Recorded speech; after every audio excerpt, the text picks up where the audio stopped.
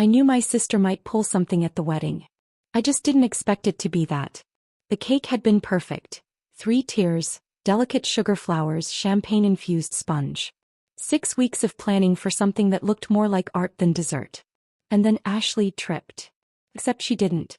She went straight into the table, heels wobbling, smile already forming before she even hit the floor. The entire cake collapsed with her. The room went silent. Glasses froze mid-air. Someone gasped. My husband's aunt dropped her champagne flute. Ashley sat up in the wreckage, frosting smeared across her dress, completely unfazed. She looked right at me and said almost casually, "Guess that's karma for saying no." No one else understood. I did. A few weeks earlier she'd asked me to pay the down payment for a car. A bright red convertible she wanted, not needed. She was 21, unemployed, living rent-free at our parents' place, and somehow still convinced I owed her. I told her no. Politely at first. Then firmly. Then not at all. And this was her response. I glanced at my mom, waiting for something. Anything. He just shrugged. "She's disappointed. She wanted you to help her." That was it. No apology. No concern. Just quiet justification like this was normal. In that moment something shifted. Not just with Ashley, with all of them. The rest of the night I smiled.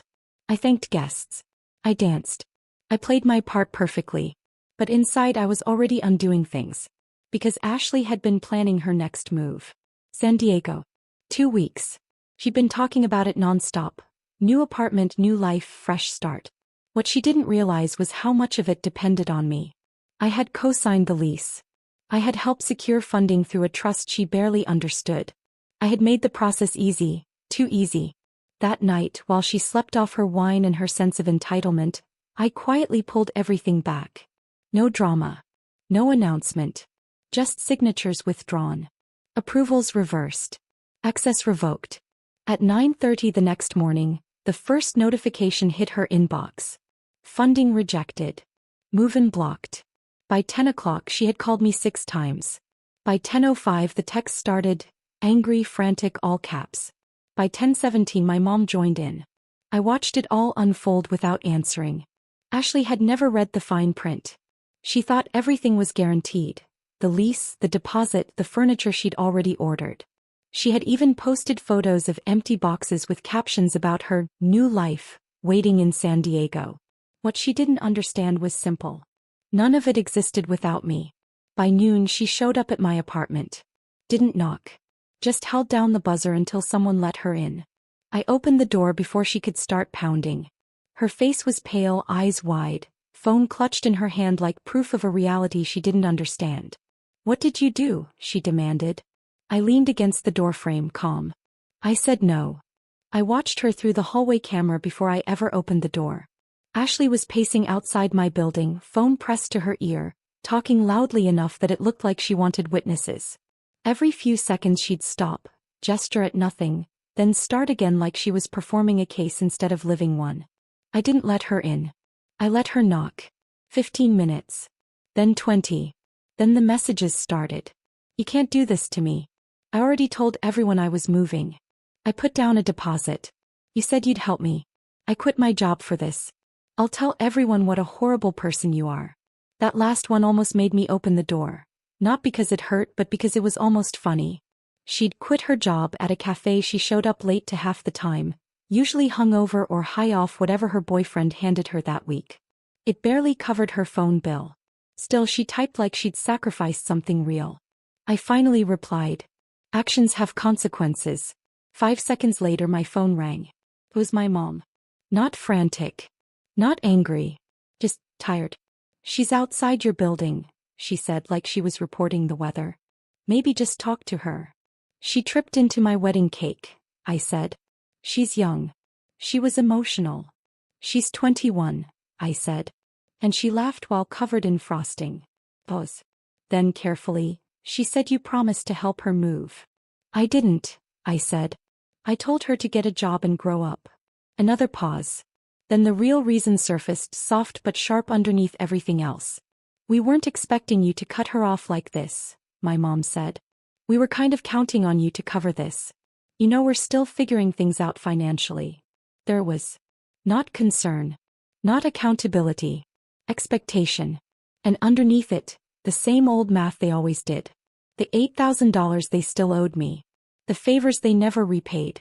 The assumption that I would eventually fold. I hung up. No explanation. No argument. When I stepped outside, Ashley was still there. She saw me instantly and moved fast, like she expected a breakdown, an apology, something human she could steer. I didn't slow down. "What are you doing?" she snapped, falling into step beside me. "You're seriously not going to help me? I have nothing now because of you." I stopped walking. "Because of me?" I asked. "You ruined my wedding cake," she said louder now. "That wasn't an accident. That was a joke. Everyone thought it was funny. No one thought it was funny." She shifted again, desperate now. "They're just using you," she said. "They only side with you because you have money. I don't even like them anyway." That's when it snapped. I turned and hit her. Not a dramatic blow. Not something that carried rage in a movie sense. Just a clean, controlled slap. Enough to stop the air between us. Her words cut off mid-sentence. So did mine. For a second nobody moved. Then Liam appeared from the building, having come down when he saw me leave. He stepped between us gently, not aggressive, just firm, and guided me back a step. I let him. Ashley didn't follow. She just stood there, one hand on her cheek, staring at the pavement like it had betrayed her. We didn't speak again after that. Not properly. Liam tried to smooth things over in the way people do when they want chaos to become manageable again. Careful texts, vague posts about boundaries and toxic dynamics. Never once a real apology. Ashley didn't apologize either. She once said she doesn't like being the first to say sorry. What she didn't understand was that this wasn't about pride anymore. It was about access. 3 days later my dad emailed. Not called. Not texted. An email. "Can we talk?" He said he didn't want to take sides, but things had gone too far. He asked if I could reconsider the funding, just enough so Ashley doesn't lose her momentum. Like she was a startup, not a pattern. I didn't respond. I archived it. That night, Liam and I sat on the balcony of our new place, watching the city burn gold into dusk. A small glittery gift bag sat unopened on the table between us. From Ashley. The tag read, "To the happy couple. Hope you survive each other." At least she spelled it right. 5 days later she posted a video of herself crying. Caption, "People don't change. They just leave you behind when they're done using you." Her comments filled instantly. "You deserve better. Cut the toxic ones off. Stay strong, queen." She even changed her bio. Survivor. Fighter. Rising. I almost laughed. Surviving what, exactly? Losing an apartment she never paid for? But I stayed quiet. And that silence did something louder than anything I could have said. By day 7 the calls stopped. The messages stopped. Then the guilt trip stopped too. And finally the silence changed shape. That's when my parents showed up at my building. Together. No warning. The doorman called up first, uncertain. I told him to send them up. They looked older than I remembered. Tired in a way that wasn't physical. My mom held a manila folder. My dad had nothing. Just that same half-smile he always used when he didn't know what version of himself to present. "We just want to understand," my mom said carefully. "This doesn't feel like you." "No," I said. "This is me. The version of me you only remember when you need something." My dad shifted immediately. "Grace, she's hurting. She said you hit her." "I did," I replied. That landed like a stone dropping into still water. Silence. My mom looked between us, confused, like the conversation had suddenly stopped following a script she understood. "She insulted you both," I continued. "Called you useless, selfish. Said she didn't even like you." My mom blinked. "She said that. On the street," I said. Loud enough for strangers to stare. That part changed the room. Both of them looked away. "She's not well," my mom said after a moment, softer now. "She's spiraling. You know how she gets. Can't you just give her one more chance?" I didn't answer right away. Because I'd heard that line my entire life. One more chance. One more excuse. One more reset button for behavior that never actually changed. I stood there until the silence made the point for me. Then I watched them leave. They didn't open the folder they brought. Neither did I ask what was inside. That weekend Ashley texted me once. "You're lucky you have Liam." That was it. No greeting. No apology. Just resentment packaged as observation. And she wasn't wrong either. I was lucky. But I wasn't going to let her turn that into another thing she could reach for and damage. For once I chose peace over access. 2 weeks passed in complete silence. No calls. No texts. Not even one of my dad's carefully worded, quick questions. It was almost unsettling how quiet it got. Then one morning Liam handed me his phone. "You need to see this." Ashley had posted a story. A shaky, half-blurred video taken while she was crying outside an apartment complex. Her voice was raised, breaking in places, arguing with a property manager who looked increasingly done with the situation. Caption read, "My sister ruined my life. If I end up on the street, you know who to blame." She didn't cut the video early, so you could see everything. The property manager calmly explaining again and again that her name was not on any lease, no deposit had been received, no agreement existed in their system. He even showed her the clipboard. Ashley kept insisting she had proof. She pulled up a half-finished email thread like it was legal documentation. Like belief could substitute for paperwork. Then it ended with her sitting on the curb, crying into her phone while the camera kept rolling. I thought people might sympathize. They didn't. The comments shifted quickly. "Wait, your sister was paying for this? Why didn't you just get a job? This doesn't sound like ruined, this sounds like consequences." She deleted it within the hour. But it didn't matter anymore. The image had already done its work. A few days later I got an email. Not from Ashley. From her boyfriend. I hadn't even thought much about him during all of this.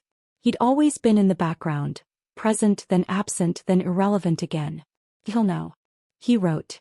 "I don't know what Ashley told you, but she lied to both of us. I thought she had your support. I thought we were moving together. She told me the place was secured and that you were gifting it. I left my job for this. I trusted her." Attached were screenshots. Ashley telling him I had covered everything, that I wanted to see them happy, that the lease was just a formality.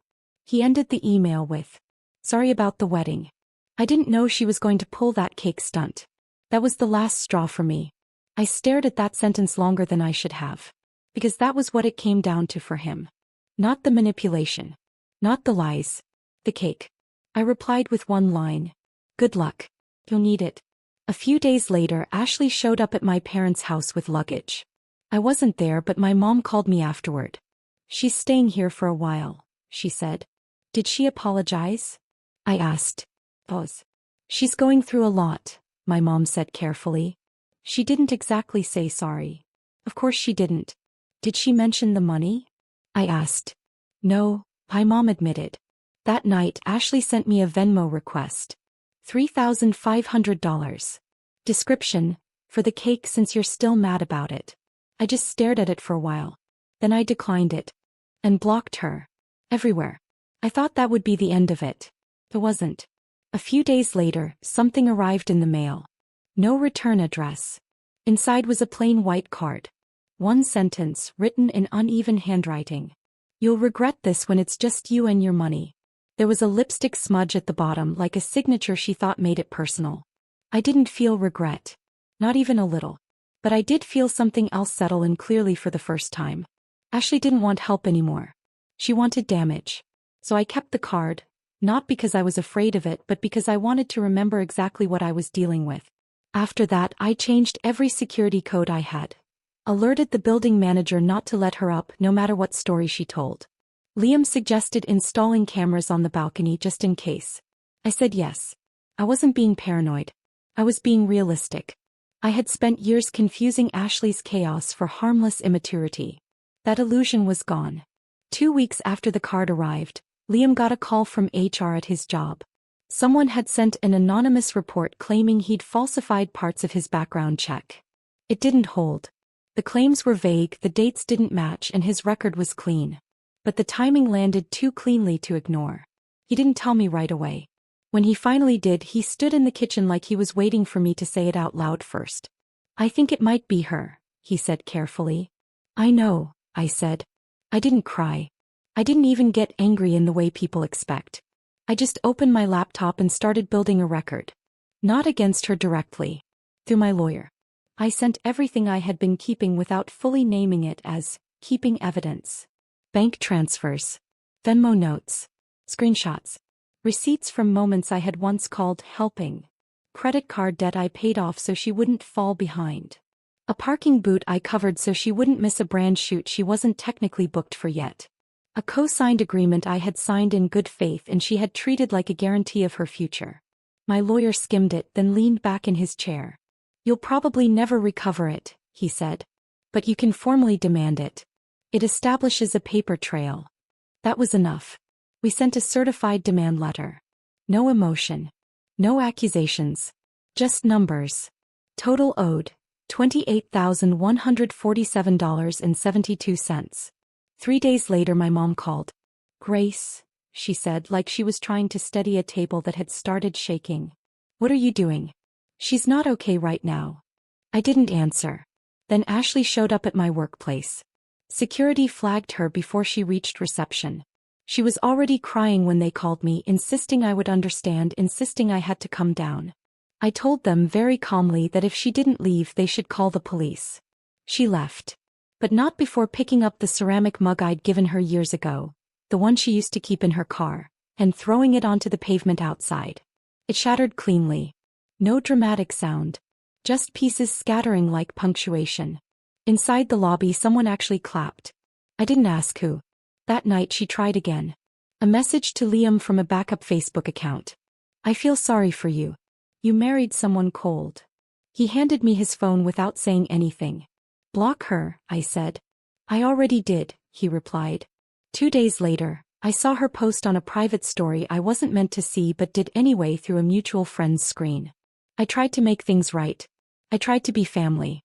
Some people don't forgive. They just punish. Liam read it over my shoulder and exhaled once. "She thinks she's the victim," he said. "She always has," I replied. And for the first time, it didn't feel like my job to correct her version of reality. That week I booked a trip. 10 days. No phones. No updates. No trace of her. We landed in Maui on a Monday. Liam locked his phone in the hotel safe. I powered mine off and left it off. The ocean replaced the noise. Days stopped being negotiations and started being just time. We didn't plan anything. We just existed. Morning walks. Slow breakfasts. Long afternoons where nothing needed fixing. I didn't mention Ashley once. Not even when I saw a woman on the beach wearing the same dress she had ruined at the wedding. The one I had thrown away because the stain never fully came out. I just looked at it and then looked away. On day 5, we found a small coffee shop in Lahaina, run by a retired couple from Oregon. A corkboard near the counter was covered in notes from strangers passing through. I wrote one too. "You're allowed to stop saving people who don't want to be saved, even if they share your blood." I didn't sign it. That night, we sat on a cliff overlooking the water with a cheap bottle of champagne. The sun dropped into the ocean like it had somewhere better to be. For the first time in a long time I wasn't waiting for the next crisis. I was just there. When we came home the messages had piled up. Voicemails. Emails. A handwritten letter with uneven ink. Ashley's apology, if it could even be called that, wasn't really an apology at all. It was a list of everything she said had happened to her since I left her behind. The breakup, the move that fell apart, the friendships that quietly dissolved, the embarrassment she refused to name, it all came back in that message. But not once did Ashley say I was wrong. Not once did she mention the cake. Not the sidewalk. Not Liam. The closest she got was a single line buried near the end. "I guess I'm not perfect, but neither are you." I read it once and sat.